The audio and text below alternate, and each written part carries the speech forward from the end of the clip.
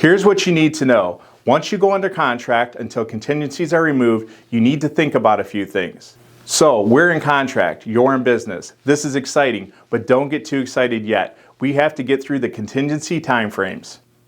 The buyer will now apply for their loan, have their inspections on the property, and review all the reports and disclosures.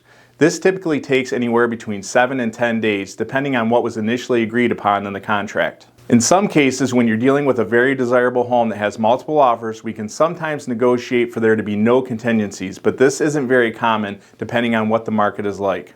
During the contingency timeframes, the buyer can back out of the home if they are not happy with anything that they discover on the home or the reports, the disclosures, or any of the inspections that they have had done. After reviewing the reports and having the inspections, this is when a buyer would be asking for things to be repaired, or they could possibly ask for credits because of the things that they discovered during the contingency time frame.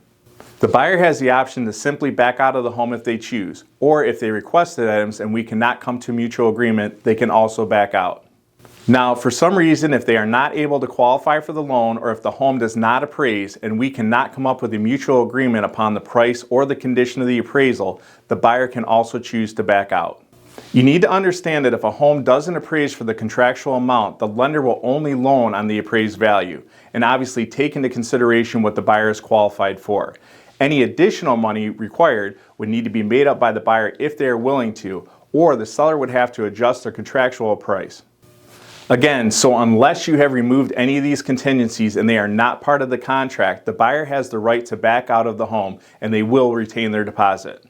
Now listen, there's a lot that goes into this. There's a lot of ways that we can try to protect the seller to make sure this doesn't happen, but it's something that you need to be aware of. And this is why it's essential to hire an agent like myself who knows how to properly vet the buyer's offer, have the right conversations, and ask the right questions to the buyer's agent and lender. Remember, the buyer's deposit is only at risk if they have officially removed all of their contingencies. So I always advise my clients not to start packing all of their bags until all contingencies are removed. And be sure to get the contingencies removed as soon as possible and stay within the contractual timeframes. This is important for both the buyer and the seller. Once the contingencies are removed, well, now you get a little more relief and a little more assurance that the home sale will go through and you should be moving soon. Watch below to see what happens next and what to expect. And feel free to personally reach out to me so I can go into more detail with you. We can find out what your needs are so we know how to properly serve and advise you based upon your specific circumstances and situation. Have a nice day, and remember, when you do what you love, people love what you do. Give me a call or text today.